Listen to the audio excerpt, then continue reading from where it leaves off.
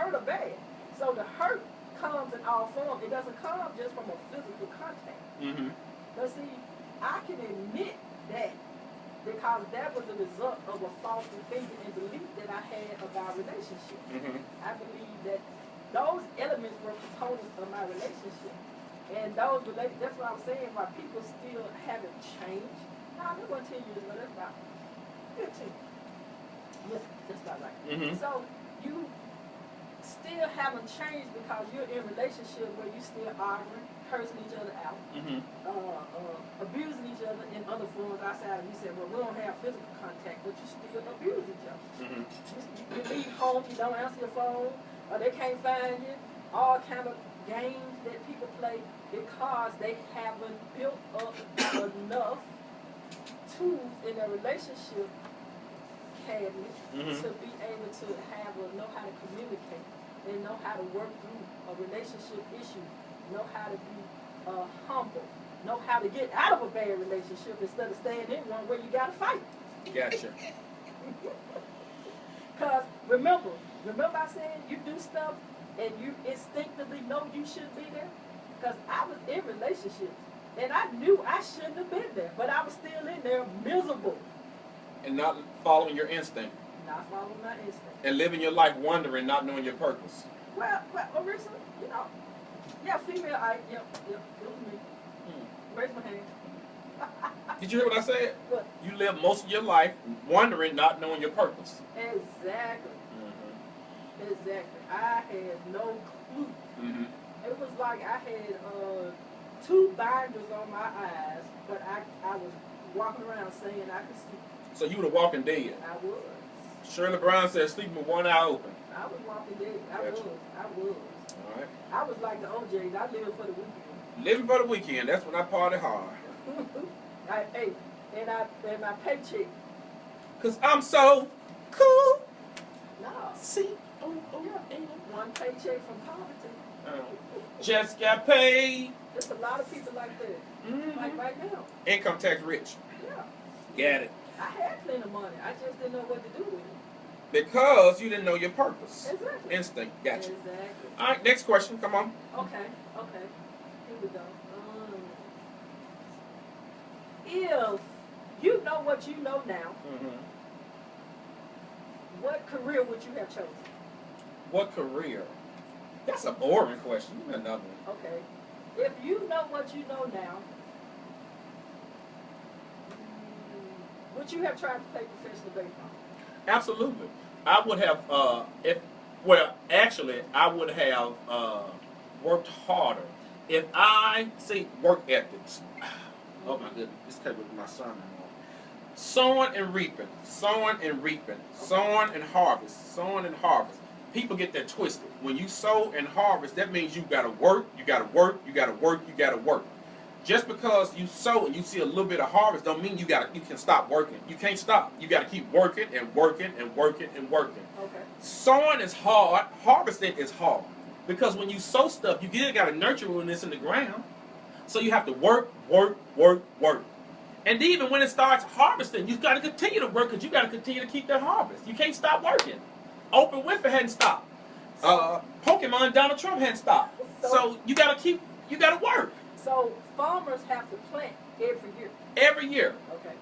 And when you plant, when that harvest comes, they still working because they gotta come back the following year and plant again. So if I would have known the work ethic that it took to get to the next level, I would have really pushed myself. But being an inner city kid, hard-headed, not being aware of what I needed to do, and the work ethic, hell, I didn't know.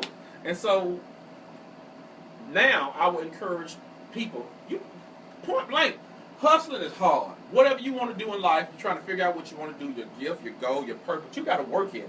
Point blank, relationship, budgeting money, being off drugs, whatever you want to do, you got to work at it. This stuff is hard. It's not easy. The formula's here, but it's hard. And you know how hard it is to be lazy? That's my point, right there. It's that hard. So, you got to work at it. You got to work at it. All right. So, my next question for you is, all right. So, Yes. Okay, so we didn't practice this. It's just like we just shooting from the hip. So, Okay. if you would have known what you know now, how would you have set the pace for yourself, far as achieving opportunities, overcoming fears, leaving the cage, going out to fly? How would you have set the pace for yourself in life? Not turning back. Oh wow. You know, I wanted to go to law school, Mm-hmm. and I had all intentions of going to law school. And actually, I was like a semester away Mm-hmm. from enrolling into law school, but life happened, so I had to come home. And when I came home, I had only intended to be here for a couple of months and go back to North Carolina so I could enroll in law school. But that was in 1996. Mm-hmm. And I didn't know my purpose. Uh-huh. It was like I knew what I wanted, Mm-hmm. but I didn't know why I wanted it. Uh-huh. So I believe that you can't choose better until you are aware of what you choose. Agreed. And even though I wanted to go to law school, I was just doing it because I thought it was a good occupation and make a lot of money. Mm-hmm. But that's not enough to pursue something and just for those reasons. My intention wasn't genuine. Mm-hmm. Like people just look at somebody and say, I want to be like him, I want to rap. Right. But if your intention's not good and that's where your gift and your purpose is, it won't sustain you. True. So even though I didn't pursue the law school, I'm still able, once I found my gift, Mm-hmm. it's just as rewarding as being an attorney. Uh-huh. Because I still get to argue. I still get to stay in front of people. Mhm. I still get to argue my point. I still get to fight for people that can't fight for themselves and be an advocate. So I am an attorney without the JD behind my name. And I think all of that was because the background and not having any kind of clear guidance about what it was that I was supposed to do. And that's why I'm so passionate about helping young people and helping other people to put it together, like you say, the secret. Mm-hmm. It's not a secret because the recipe is out there. Mm-hmm.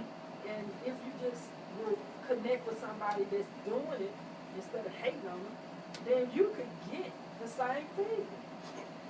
It's there. It's so simple. When I finally connected everything and put it together to understand how God worked in this, I was like, you mean to tell me all this time what I needed was like right in front of my face and I wasn't listening and I didn't see nobody and I didn't even try to apply it to myself? Mm-hmm. And just understanding that I had the power all the time. I gave all my power away. I gave my power to people because I was worried about what they would think about me.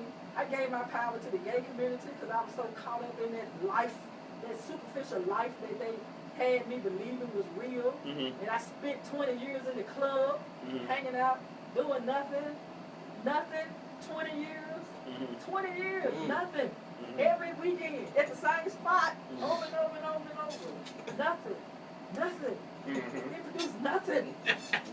Nothing. I can't stop saying it. So, and they had total control over me because I was so consumed by them and what they thought about me. And really, to tell the truth, they didn't think nothing about me. Mm-hmm. Nothing. Not one thing. Mm-hmm. Nothing. Because if they did, they would have told me, get my butt out that club and go do something with my life. You know that you can stumble your way into success. You know that, right? But you know, I was like the man at the pool of Bethesda. Mm-hmm. I kept saying people was blocking me Mm-hmm. until I picked my bed up. And you know, no, seriously, you can once. Okay, Oh. take this analogy. You're in a cage. You're in a cage. Yeah. Once you leave the cage, your transition into the jungle is going to be very, very challenging because you're going to take steps back and forward. You're going to fall. You're going to get back up.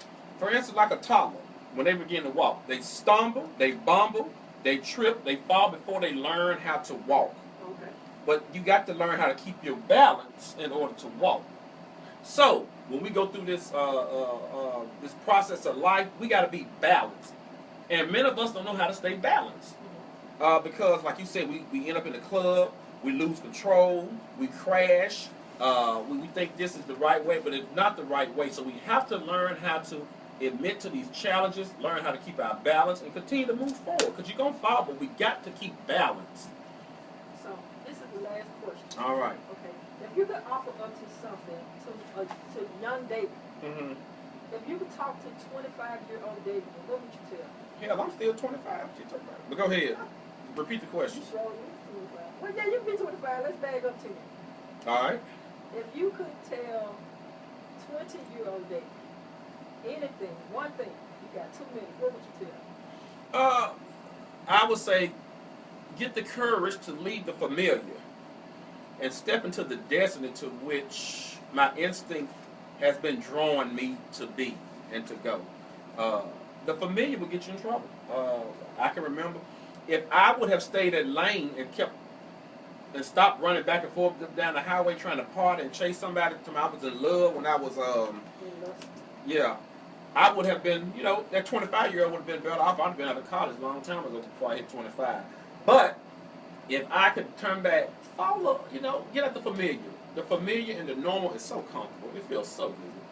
Get out of that zone. Get into that zone of challenging yourself, loving yourself. I didn't love myself enough. I put myself through too much hell and torture, unnecessary stuff, because I did not know how to love myself properly. And if you don't love yourself, how in the hell anybody else gonna love you? So you gotta love yourself first, and just get out that familiar zone. That's what I would say to myself.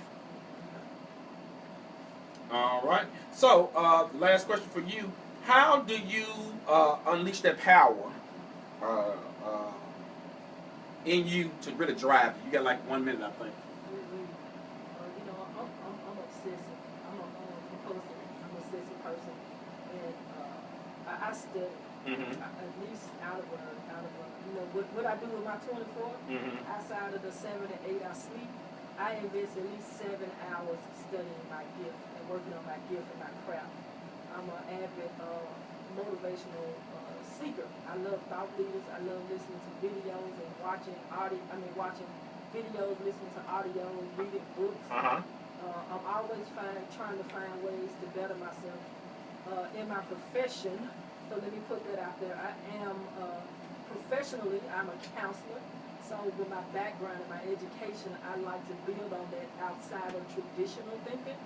I love untraditional, unconventional thinking and ways to approach issues. And I can see the results from working on myself from even 3 years ago. I write things down, I journal, we keep it right in front of us. We have a vision board, and I'm so lucky that I have a very, very supportive partner, and we're on the same motivational tip. That's your old lady. That's your wife. That's my wife. I said, she inspires, I write. She motivates, and I encourage us, and we're moving together. So, just being in a good space right now. Being in a good space. And that's why I try to share, because people that know me, they know the old me, and they don't know the new me. And what they see every day is the new me. So I'm born again. I'm a new person. Well, good for you. Congratulations. Well, this was our show. We out of time. We'll see you on next week. That's it. Great show, good job. This is the Unleashed Voice for the LGBTQ community and allies right here on KWAM 990 Talk Radio. See y'all next Saturday at 5 o'clock. Tuning in. Get that magazine. Wow. Wanna play like the mud hits and promote positiveness. Hey, got your cue on the mic. With the one and on the skitter. When it comes to being real, I swear to God you can't beat them. They about to blow some minds with this movement that's coming through. When it comes to unleash, they speak nothing but the truth. LGBTQ. Oh, she jabbing. This show's for you. Now you got a voice. Tell them what you gonna do. Blow the whistle. AM 990 KW. Holla! Your news and Done information it on station time. with Absolutely. CBS News updates every See hour y'all next on the week. hour. I'm this thing like some chicken wings. You brought your jump drive. I did. And thank y'all for tuning in. Who we got here? We got Demetrius. Hey, Macintosh. I will wear my rock next time, Uncle Curtis. I will. Uncle Curtis. Curtis, about wear my rock. Thank y'all for tuning in. I hope you enjoyed the show. Great show. today, just in here vibing with myself. Let me get